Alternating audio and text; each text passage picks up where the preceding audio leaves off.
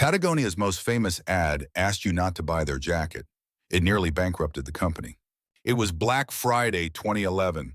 Shoppers were trampling each other for flat-screen TVs, and Patagonia published a full-page ad in the New York Times. The headline, "Don't buy this jacket." The ad featured their best-selling fleece with a brutal confession. Even the most eco-friendly jacket takes 135 liters of water to make. They were asking customers to think twice, to buy used, to repair, to do anything but purchase new. The reaction was instant, and it was terrifying. Within days, Patagonia's CEO, Yvon Chouinard, watched sales data flood in. Revenue wasn't just dipping, it was cliff diving. Retail partners called, furious. Investors panicked. The company had just told the world to stop buying its product, and the world listened.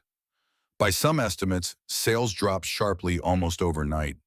Patagonia had lit a fuse, and now the bomb was ticking.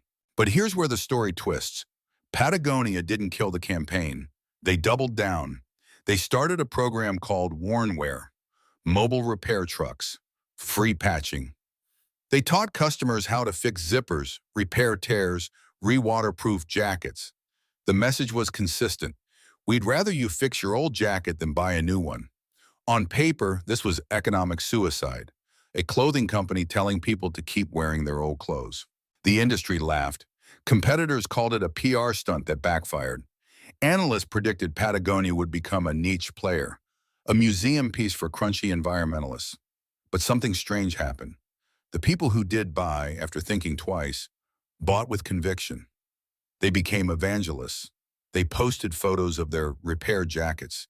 They bragged about having a 10-year-old Patagonia fleece. The brand's loyalty metric went from strong to cult-like. And then the numbers did something the analysts never predicted. They reversed. By some accounts, Patagonia's revenue grew roughly 40% in the 2 years after the campaign. Their profit margins improved. Why? Because their most loyal customers started buying more items. Not fewer, just less often. They bought the expensive jacket once, then they bought pants, then a hat, then they upgraded their sleeping bag, all because they trusted the brand. This isn't a story about being nice. It's a story about economic leverage. Patagonia sacrificed short-term revenue from the impulse buyer, the person who buys a jacket because it's on sale.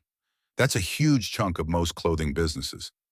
Then they doubled down on the high-intent buyer, the person who researches every purchase. That second group has a higher lifetime value.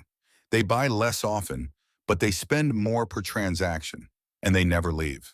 But the near bankruptcy moment came from a different direction, not from customers, from internal operations. In the year after the campaign, Patagonia's supply chain nearly collapsed. They had committed to using only organic cotton and recycled materials, but their suppliers couldn't scale fast enough. Orders were delayed. Factories struggled. The quality of some repairs at Warnware was inconsistent. The company was spending millions on a promise they couldn't yet fulfill. Yvon Chouinard later admitted they were naively optimistic. The company had to renegotiate contracts with suppliers. They lost money on some product lines for years. The repair program operated at a loss for almost a decade, but they kept going because Chouinard believed the bet would pay off eventually. He was betting on a future where customers valued durability over novelty, a future that, at the time, didn't exist yet. That future arrived faster than anyone expected. By 2016, the fast fashion backlash was real. Documentaries like The True Cost exposed the human and environmental cost of cheap clothes. Consumers started asking where their jackets came from. Patagonia was the only major brand that could honestly say, "We've been asking this question since 2011. They didn't have to pivot. They didn't have to greenwash. They had the receipts. Here's the hidden economics lesson. Most brands spend millions on marketing to acquire a customer. Then they spend again to retain them. Patagonia flipped the model. They spent on retention up front. They told customers to buy less, but stay longer. That reduced customer acquisition cost to nearly zero. Word of mouth did the marketing.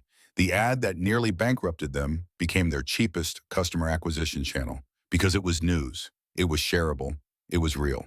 But the real turning point came in 2017. President Trump announced plans to shrink two national monuments in Utah, Bears Ears and Grand Staircase Escalante. Patagonia didn't just issue a press release.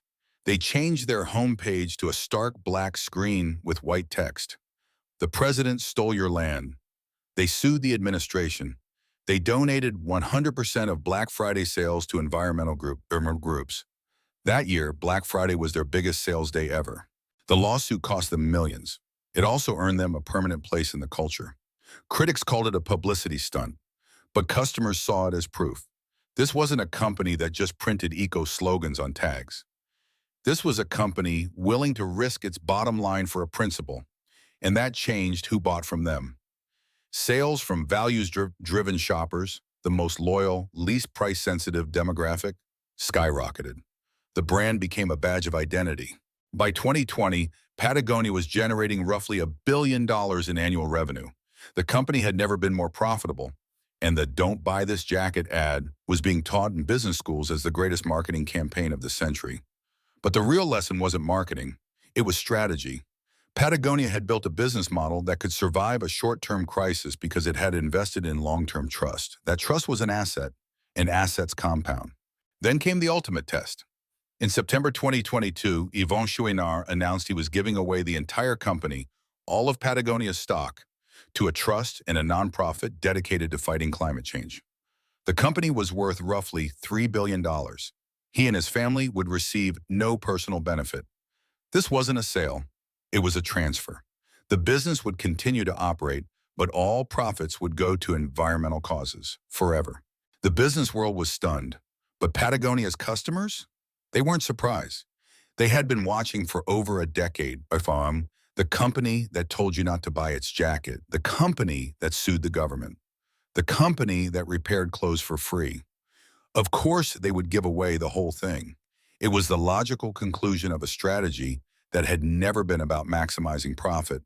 It was about maximizing purpose, and the profit followed. Now, here's the part most business case studies miss. This strategy only works if you are willing to lose money today for a relationship that pays off tomorrow. Patagonia was willing. Most companies aren't. Most CFOs would kill the campaign after a bad quarter. They'd hire a new CMO. They'd issue a press release apologizing. They'd pivot. Patagonia held the line. And that consistency is what created the trust, not the ad, the commitment behind it. Consider the alternative. What if Patagonia had backed down after the initial sales drop? They would have been seen as hypocrites. Their eco-friendly claims would be a marketing gimmick. Their customers would have left, not just disappointed, but betrayed. The brand would be a cautionary tale.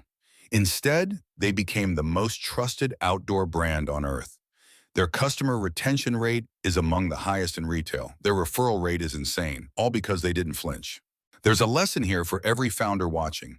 The market rewards authenticity, but it punishes inauthenticity. The difference is time.